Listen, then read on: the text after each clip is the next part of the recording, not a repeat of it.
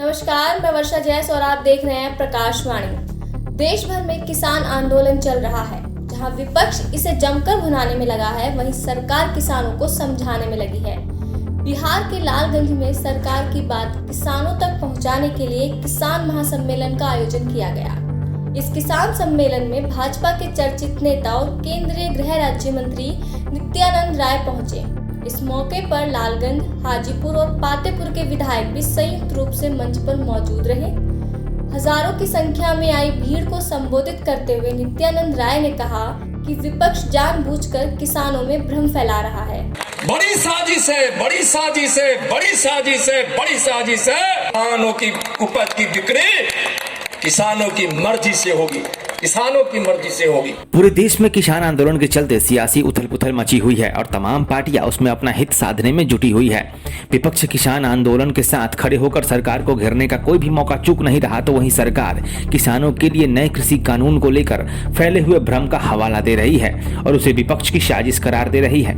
लालगंज में किसानों में कृषि बिल के प्रति जागरूकता लाने के लिए और उन तक अपनी सार्थक बात पहुंचाने के उद्देश्य से किसान महासम्मेलन का आयोजन किया गया। लालगंज के गंडक प्रोजेक्ट में किसानों की बात करने लालगंज गंडक प्रोजेक्ट के मैदान में खुद केंद्रीय गृह राज्य मंत्री नित्यानंद राय पहुंचे और मंच से अपनी बात रखी।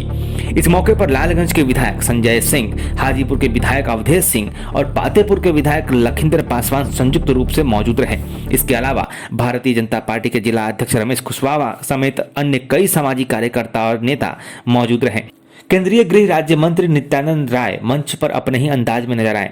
लोगों से हंसी मजाक करते हुए नित्यानंद राय ने पहले तो सबको खुद से जोड़ लिया और फिर विपक्ष को आड़े हाथों लिया। भैया आज हमरा खूब बोले के मन है, सब लोग बोले वाला लोग कम बोला।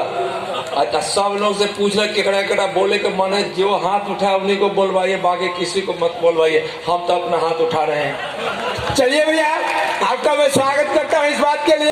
देखो हमारा भाषण न करे आप ले, हम तो ऐसे ही बोल ले। कहानी बता देते हैं। दोनों सारू बहुत मजेदार आदमी है, दोनों मिलके सबको बुड़बक बनाता।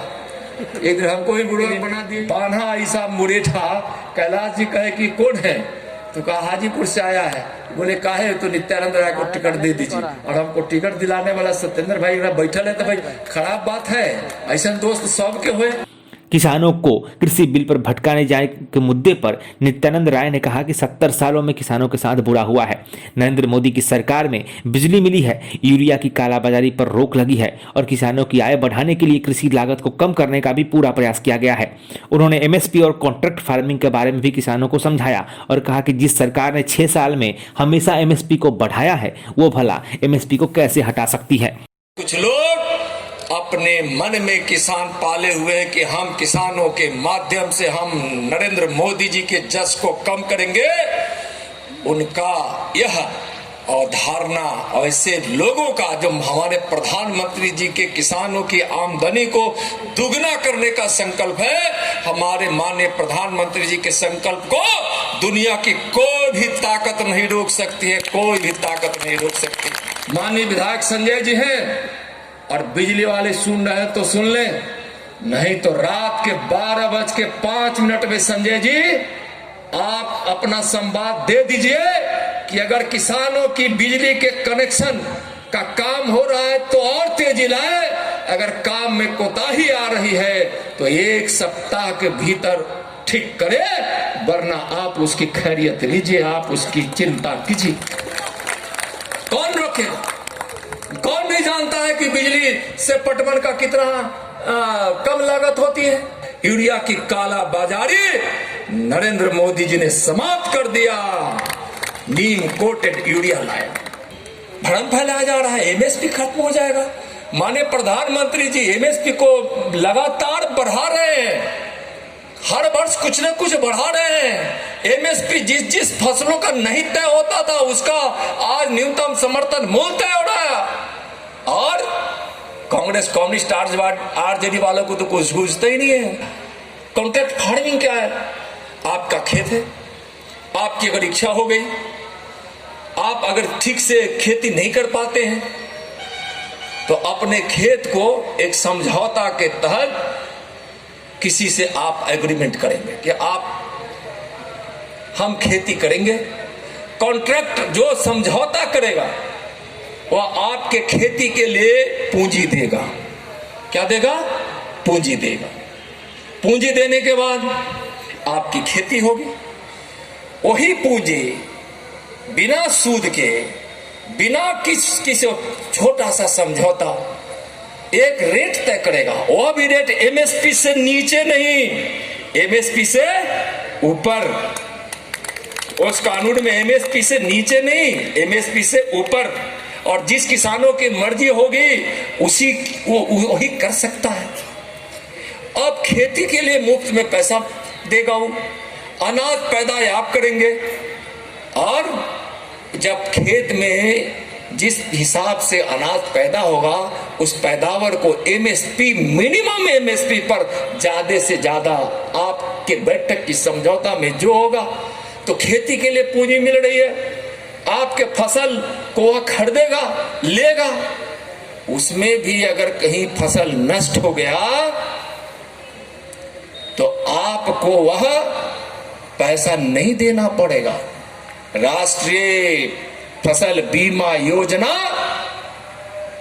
के तहत बिहार में भी राज्य सरकार ने फसल बीमा योजना लागू की है अपने हिसाब से। उस योजना के तहत और प्रधानमंत्री जी ने जो लागू किया है पूरे देश के लिए, उसमें वह मुआवजा जो मिलेगा वह मिलेगा उसको, किसको? ठेकेदार को। आपको नहीं देना पड़ेगा। लालगंज में नीलगायों की समस्या पर विधायक संजय सिंह ने कहा कि हैदराबाद की एक कंपनी से इस समस्या के समाधान के लिए बात चल रही है। जल्द ही किसानों को इससे मुक्ति मिलेगी। इस दौरान कई फरियादी भी अपनी शिकायत और गुहार को लेकर मंच के पास पहुंचे, जिनके आवेदनों को लेते हुए उन्हें मदद का भरोसा दिया गया। जनता से संवाद के दौरान मंच से लालगंज के विधायक संजय सिंह ने कृषि बिल को किसान हितैषी बताते हुए सरकार की प्रशंसा की।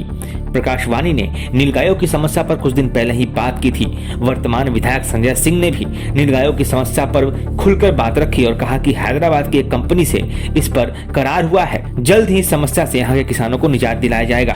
मित्रों, मैं 2-3 विषय जो लालगंज की धरती से जुड़ा है उस विषय को आप सब लोगों के सामने रखूंगा। नीलगाय जो घोड़पड़ास है उसके बारे में यहाँ के किसान काफी चिंतित हैं। मैं भी चिंतित हूँ। मैं आपका सेवक हूँ। आपकी हर समस्या के साथ मैं अपने को जोड़ कर देखता हूँ। मैं आपकी हर समस्या के साथ खड़े रहने वाला आपका सेवक हूँ। इस नीलगाय के बारे में, इस घोड़पड़ास के बारे में मैंने दिशा की बैठक, जो सबसे बड़ी बॉडी है इस बिहार जिले के अंदर, जो सबसे ताकतवर बॉडी है और जिसके अध्यक्ष हमारे आदरणीय नेता आदरणीय नित्यानंद राय जी हैं, उस बैठक में भी हमने इस विषय को उठाया है और हमको आश्वासन दिया गया है कि ये नीलगाय की समस्या के लिए हैदराबाद की कंपनी से बिहार की सरकार अपना टाई अप करेगी और उसके समाधान के लिए लालगंज की धरती पर किसानों को निजात दिलाएगी। धान की अधिप्राप्ति के विषय में भी कल यहाँ मंच पर बैठे हैं हमारे हुसैना बुजुर्ग के मुखिया जी। कल मैं गया था वहां इसी किसान सम्मेलन के लिए निमंत्रण देने के लिए। वहां मुझको जानकारी मिली कि किसानों के धान का क्रय वहां हुसैना बुजुर्ग में नहीं हो रहा है। मित्रों, यहाँ वे गवाह हैं। मैंने उसी समय तत्क्षण संबंधित अधिकारियों को फोन लगाया और निर्देशित किया कि अविलंब कल से यह धान खरीद की प्रारंभ होनी चाहिए। और मुझको खुशी है कि आज मुखिया जी ने हमको सूचित किया कि वहां धान की खरीद की प्रारंभ कर दी गई। हालांकि सभा के बाद केंद्रीय मंत्री पत्रकारों के सवाल पर चुप्पी साध गए। बिहार में नीतीश कुमार के साथ कैबिनेट विस्तार की मीटिंग पर हो रही चर्चाओं को लेकर केंद्रीय मंत्री किसी भी प्रकार की टिप्पणी करने से बचते हुए नजर आए। मंत्रिमंडल के विस्तार पर कुछ बता दीजिए। बहुत तरह विपक्ष बहुत तरह का कयास लगा रहा है मंत्रिमंडल में देर होने के कारण। मंत्रिमंडल का विस्तार में देर हो रहा है, उसको लेकर विपक्ष बहुत आरोप लगा रहा है। मंत्री जी, मंत्रिमंडल के विषय में बता दीजिए।